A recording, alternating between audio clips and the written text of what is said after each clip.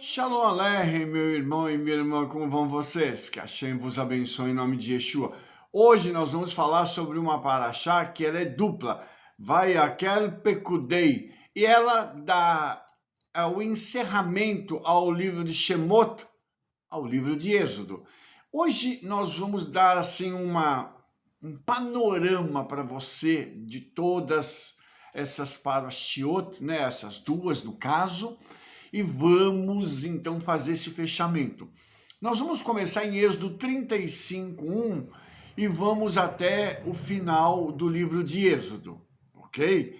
Então, para a gente começar, vamos então falar sobre esse primeiro versículo de abertura da Parashá Vayakhel. Diz assim: E então fez Moshe juntar toda a congregação dos filhos de Israel e disse-lhes: Estas são as palavras que o Eterno ordenou que se cumprissem. Ok? Então, primeira coisa aqui, irmãos, nós temos esse sentido de reunir toda a congregação dos filhos de Israel. E aqui reuniu para que a congregação se juntasse, para que houvesse unidade na congregação, para que eles pudessem receber essas palavras do Eterno. Veja bem que interessante, isso aqui a gente precisa notar, que há uma necessidade de unidade. Quando nós estamos em unidade, congregação, família, nos nossos negócios, as coisas elas fluem melhor. Quando há uma quebra na unidade, então as coisas começam a emperrar e começam a ficar difíceis. É por isso que é tão fundamental para nós que nós possamos entender essa questão e trabalharmos pela unidade. A palavra diz: ó, quão bom e agradável é que os irmãos se sentem em união. Sentar-se para ter comunhão com alguém significa que nós estamos buscando a unidade. Quando no judaísmo você convida alguém para partilhar comida com você e sentar-se à mesa, aquela pessoa está te dizendo o seguinte: eu quero buscar ter unidade com você, eu quero buscar entranhar o meu relacionamento com você. Veja como tudo isso é muito importante. Então, quando o Eterno diz para Moshe convocar a congregação, é para que eles ouçam os ditos do Eterno e tenham unidade naquilo. Unidade para cumprirem, unidade para poderem obedecer vivendo aquelas palavras. E a pergunta é: quais são os benefícios da unidade? O primeiro deles é que a unidade impede que o adversário entre e bloqueie o fluxo de bênçãos entre nós. Todas as vezes que nós temos unidade, há um fluir do Ruach HaKodesh, do Espírito do Eterno. E esse fluir, ele traz muitas coisas, não só de forma individual, como também coletiva. Então isso é muito fundamental.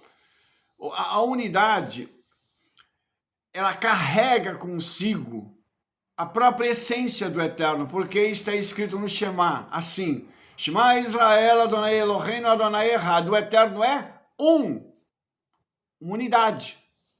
Só que aqui, essa unidade, o que é? É a reunião das almas de Israel que estão se reconectando com o seu Criador. Por que isso?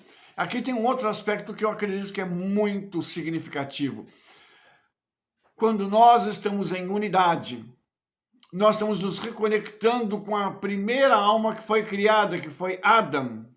E essa reconexão me permite, ou nos permite, partilharmos das mesmas coisas que Adão partilhava. Só que no mundo físico. Adão, quando foi criado, ele estava numa situação em que o mundo físico e o espiritual para ele eram a mesma coisa.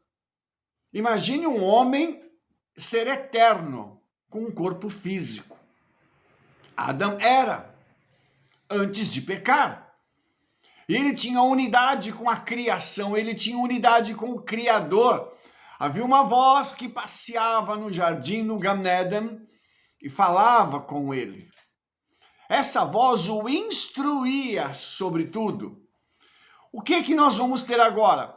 A voz do Eterno instruindo Israel sobre tudo. É alguma coincidência? Não. Não. Há um fluir dos desejos do coração do Eterno aqui. Eu queria que você pudesse entender, porque aqui tem algo muito mais profundo. Vou te mostrar agora algo. Adão foi criado no 6º dia. O que é que vem depois do 6º dia? O Shabat. Então, Adão estava em unidade com o Eterno, e a primeira coisa que ele fez foi guardar o Shabat. Olha só que coisa espetacular. A primeira lição que o Eterno deu a Adão, qual foi? Filho, eu te coloquei aqui para você cuidar disso tudo aqui, mas antes de você cuidar, desfruta junto comigo. Tenha comunhão comigo, ande junto comigo, aprenda comigo, e o restante você simplesmente vai desfrutar. Então, a primeira coisa que Adão fez, guardou o Shabat. Se você pegar essa paraxá, eu vou ler para você você possa entender o que está acontecendo aqui. Êxodo 35:2 fala do quê? Vou ler. 6 dias se trabalhará, mas o 7º dia vos será santo, o Shabat do repouso ao Eterno. Todo aquele que fizer obra nele morrerá. Nossa! O que significa isso?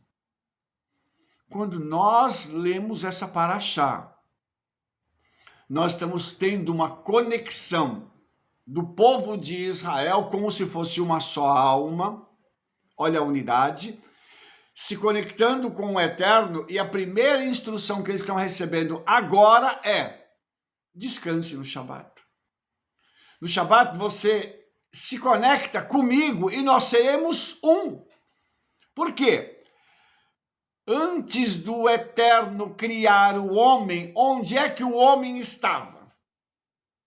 Estava dentro do Criador.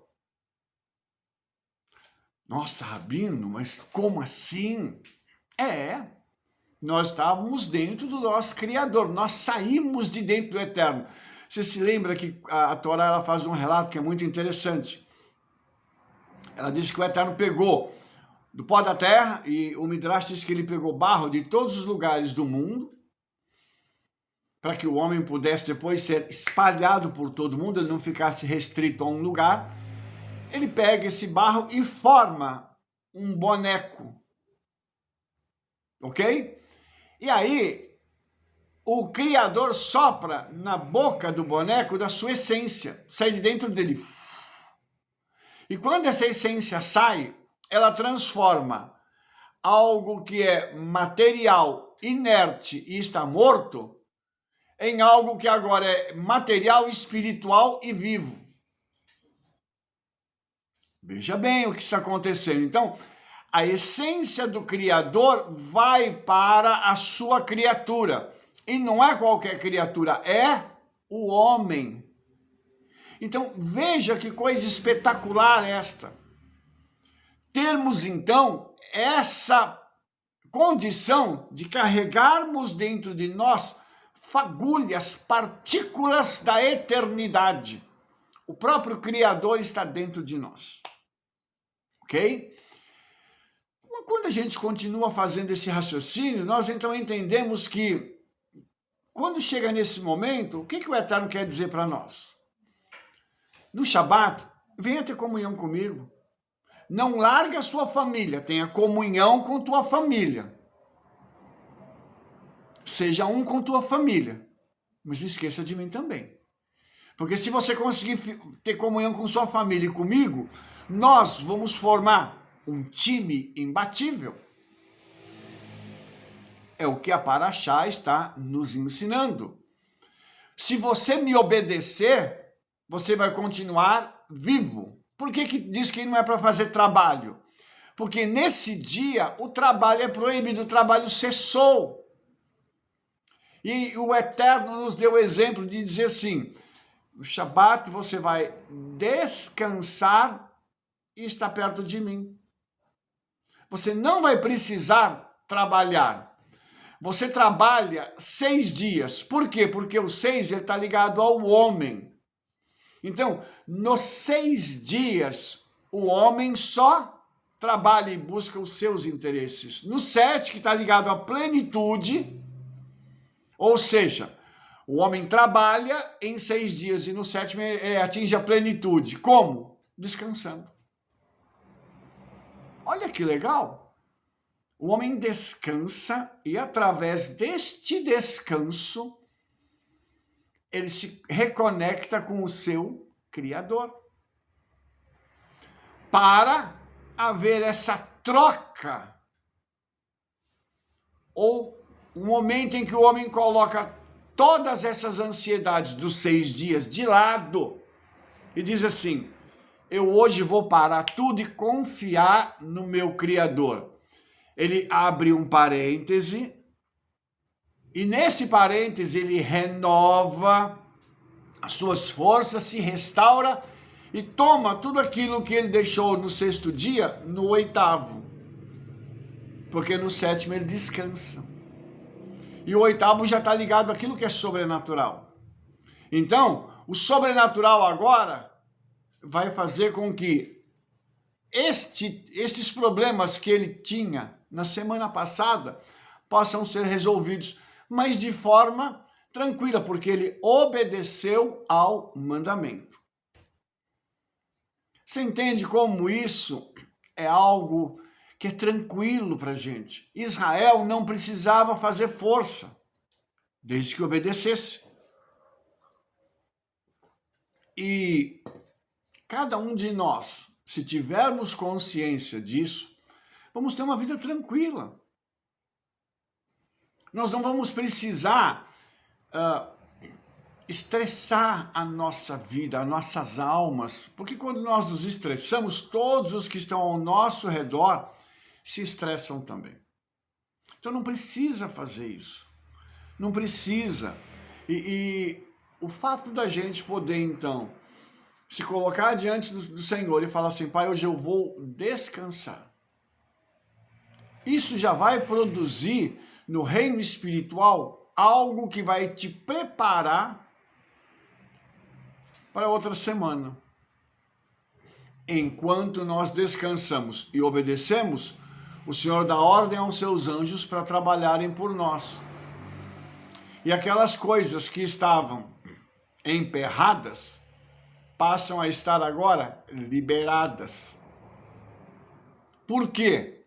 Pela nossa obediência.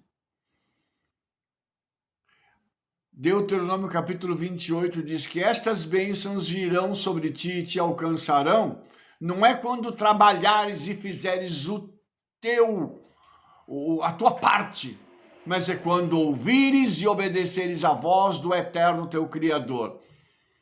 Não adianta eu trabalhar 7 dias por semana e deixar de lado o Senhor. Eu trabalho 6, descanso, e a bênção vem sobre mim e me alcança. Você entendeu que a gente não vai fazer força? E essa paraxá, terminando o livro de Êxodo, está dizendo o que para nós?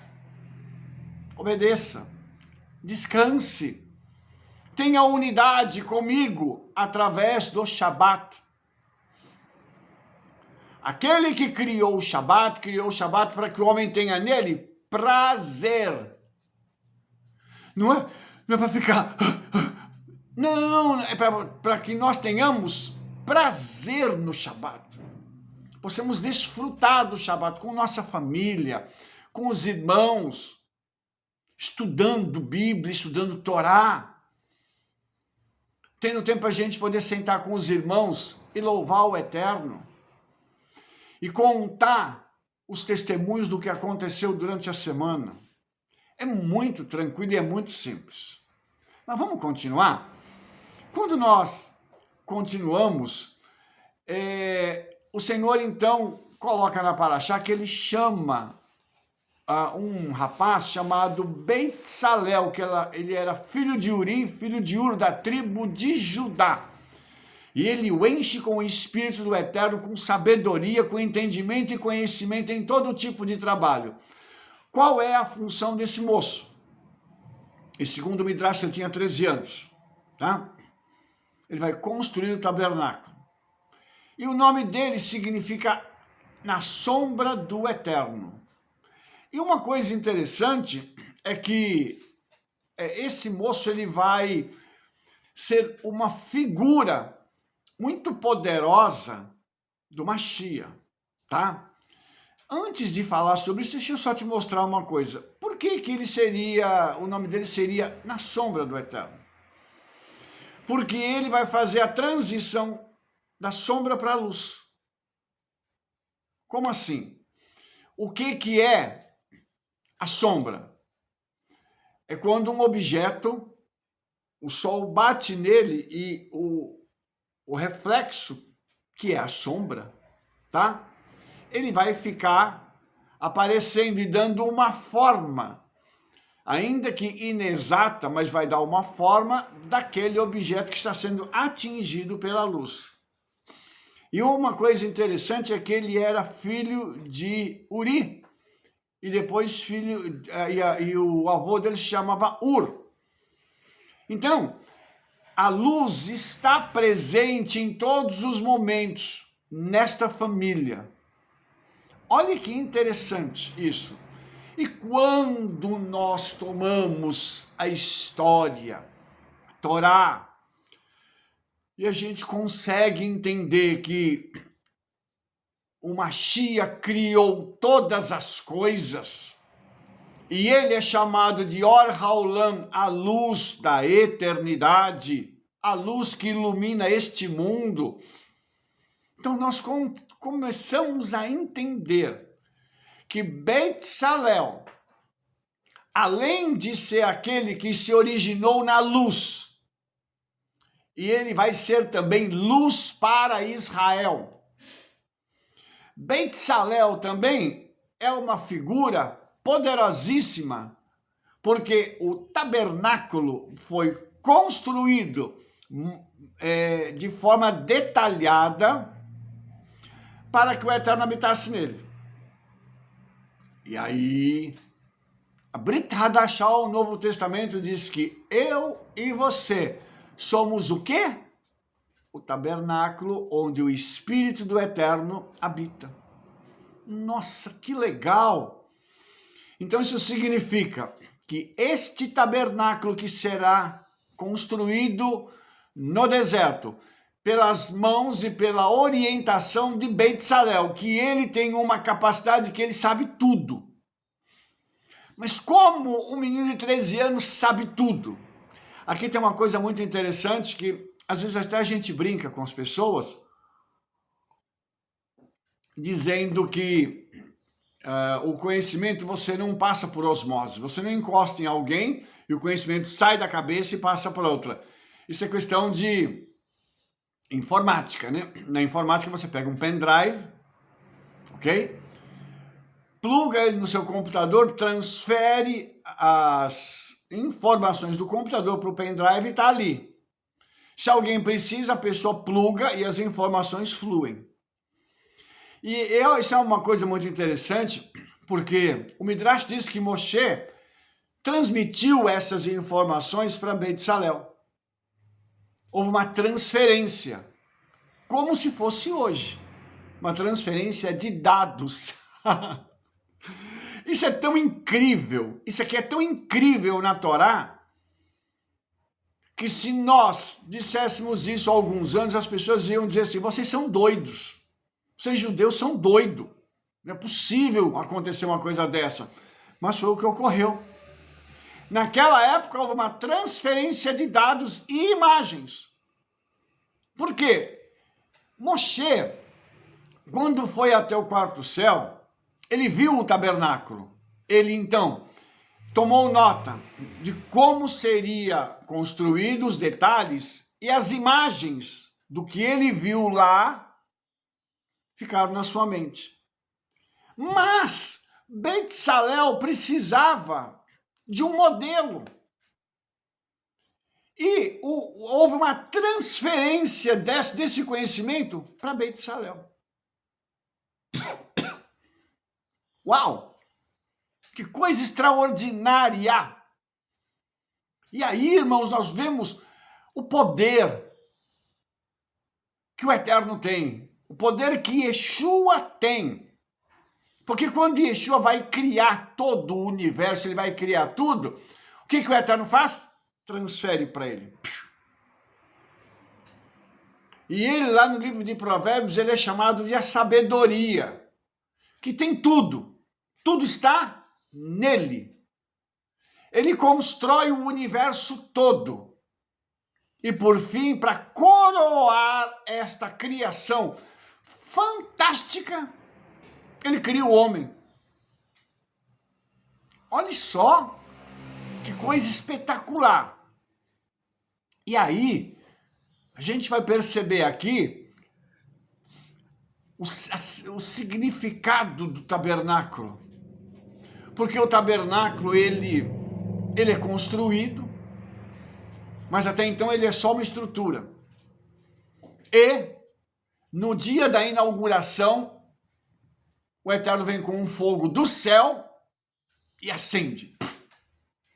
E o tabernáculo se torna, então, quase que como um ser vivo, porque ali há uma presença de vida. E olha só o paralelo com o homem, como é espetacular. O homem era uma massa inerte, moldada de terra. Mas quando o Criador assopra nele, ele se torna um ser vivo. A grosso modo, o homem é composto de corpo, alma e espírito. A grosso modo, lógico que tem mais coisas aqui, mas sim, a grosso modo é isso. E o tabernáculo ele tinha 3 divisões: átrio, lugar santo e santo dos santos. Te parece coincidência isso? Fica parecendo que, não, coincidentemente ocorreu e agora nós estamos aqui com uma situação dessa. Não. O Eterno fez tudo detalhadamente como um projeto, quer dizer, o tabernáculo, ele aponta para o próprio homem. Onde o Eterno fala assim, eu vou vir e habitar ali. Ali vai ser a minha residência, no deserto. O que é o deserto? O deserto ele é um símbolo do mundo. Nós estamos caminhando no deserto, rumo à nossa Canaã celestial. Então, isso é muito, muito poderoso. Aqui tem uma mensagem muito poderosa. E cada móvel dentro do tabernáculo diz respeito a conexões com o Eterno. Conexões que são coisas assim extraordinárias e que nos levam a uma condição completamente diferenciada. Nós não somos como os animais. Nós não somos como os demais seres. Nós somos seres que fomos criados para que nós tenhamos uma comunhão perfeita, plena com o Criador. Que volto para o Shabat.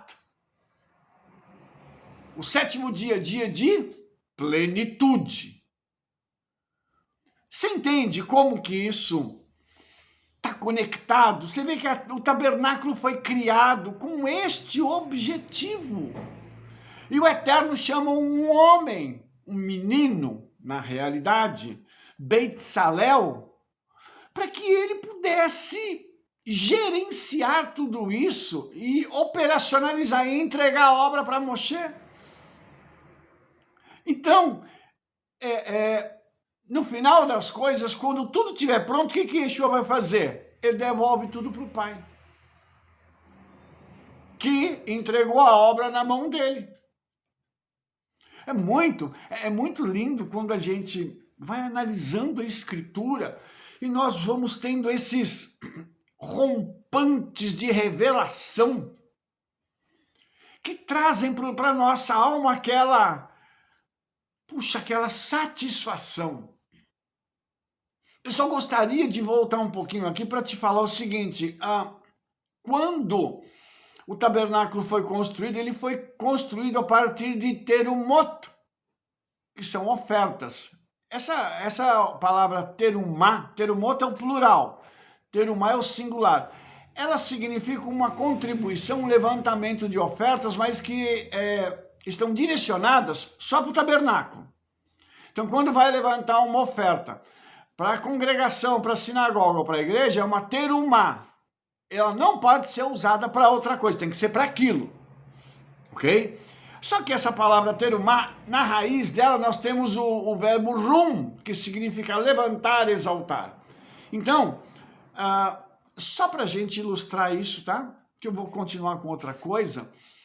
Quando você dá uma terumá, o Senhor, ele quer que você seja exaltado. Então, ele gera uma situação, ele permite algo dentro de uma congregação, da sinagoga ou da igreja. Para quê? Para alguém poder vir e ajudar. E quando a pessoa dá a terumá naquela direção, o que o Senhor diz? Agora eu vou te exaltar. Puf. Através disso. Os irmãos entendem isso? Porque está na raiz da palavra. Então, eu vou voltar a repetir, a gente não precisa fazer força. As coisas ocorrem de forma natural. E naturalmente nós vamos sendo abençoados, nós vamos sendo elevados, nós vamos sendo colocados em posições que são coisas lindas. Sem fazer força, mas ouvindo e obedecendo. Então veja como tudo isso é simples de se fazer. E uma coisa interessante é que quando essa oferta foi solicitada, a Torá diz que vieram homens e mulheres dispostos de coração. Essa oferta não tem que ser uma coisa forçada. Ela precisa haver uma disposição de coração. Ou seja, eu preciso olhar e falar assim, eu vou fazer alguma coisa. Porque eu estou vendo nisso uma necessidade e na necessidade eu tenho uma oportunidade. Uma oportunidade de receber algo do Eterno que eu não receberia de outra forma. Olha só que legal que é isso. Então, por isso nós temos que entender que os momentos que o Eterno coloca diante de nós, eles são momentos chave na nossa vida para disparar alguma coisa. Você entende? Então, tudo isso aqui serve de gancho para que eu possa fazer algo para o Senhor. E fazendo algo para Ele, sempre haverá uma contrapartida. Ah, Rabino, mas eu não espero receber nada. Mas nós não devemos esperar. Só que, como diz a minha querida Rebetsin, a Shira, o Eterno não fica devendo nada para ninguém. Tudo que você faz aqui, você recebe. Então, eu estou fazendo de coração, não é para receber. Isso não é problema. Continue fazendo de coração, mas saiba que você vai receber algo de volta. Querendo ou não, a justiça do Eterno é maior do que a nossa. Ele vai fazer com que nós recebamos de volta. Ok? Então, deixa eu só fazer um outro comentário aqui sobre a menorá. Rapidinho, tá? Porque a menorá, ela é um objeto muito interessante dentro da tradição judaica. Porque o modelo da menorá foi dado nos céus. E aí, a gente tem algumas implicações nisso. A menorá, ela foi feita de ouro puro, uma peça só. Então você imagina que a menorá devia ter no tabernáculo uns 2 metros, alguma coisa a mais do que isso. Uma peça só de ouro. Então você imagina um bloco de ouro, tá? Ouro maciço, batido. Significa que tudo o que as pessoas deram, os homens, as mulheres, todos os objetos de ouro, eles foram agrupados, batidos, eles se fundiram e depois isso foi esculpido, batendo-se nele, tá? E aí, tudo isso formou uma peça, tá? Forma uma peça. E a menorá, então, ela tem um objetivo. Ela é acesa para que haja luz no lugar santo, tá? E olha só que interessante, você se lembra que eu mencionei atrás que, a grosso modo, nós somos divididos em 3 partes, corpo, alma e espírito. Então o corpo, ele está relacionado ao átrio, a alma ao lugar santo, onde está a menorá, e o espírito ao santo dos santos, onde está a arca. Então essa menorá, ela traz luz para a alma. Que coisa legal, muito interessante. Isso significa que é necessário que a minha alma tenha luz. Essa luz, ela está ligada a Yeshua. Porque quando Yeshua chega, ele traz luz, não é só para o meu espírito, ele faz com que a minha alma tenha luz. E o que a luz faz? A luz afasta as trevas. A alma, ela está ligada com as emoções, com os sentimentos, isso também a grosso modo falando, ok? Então, qual que é o objetivo? É que a menorá seja toda luz, luz, luz, luz. Para quê? Para que ela possa, então, trazer uma retificação para as nossas emoções e para os nossos sentimentos. Então, o objetivo da menorá é fazer com que a nossa alma seja curada, seja restaurada os nossos sentimentos, emoções. Sabe por quê? A vida humana, ela, na maioria dos seus momentos, ela é guiada por emoções, por sentimentos. Há uma coisa interessante, é uma frase que a gente diz: não estou me sentindo bem. Não é isso? Geralmente isso diz respeito a um problema de alma que está se refletindo no corpo. Porque eu estou com uma dor de cabeça, eu estou meio tonto ou meia tonta, eu estou sentindo náuseas e tudo. E quando você vai fazer uma pesquisa, o problema não é físico, ele é emocional que está refletindo no físico. Por isso a menorá precisa dessa luz, que é a manifestação do Espírito do Eterno, o Espírito de Yeshua, que vem em nós e ele começa a trazer à tona alguns problemas. E quando o Espírito do Eterno traz esses problemas à tona, qual que é o objetivo? É nos machucar? É nos ofender? É nos deixar para baixo? Não, é trazer cura. Entende? Então, por que isso é tão importante? A menorá, dentro de nós, são essas 7 luzes. O 7 de novo para trazer plenitude e para iluminar a nossa vida e trazer cura. Lembre-se que para a menorá ser acesa, ela precisa de óleo, ou mais exatamente falando, de azeite de oliva. E esse azeite de oliva, ele é derivado da oliveira, que está relacionado com a nação de Israel.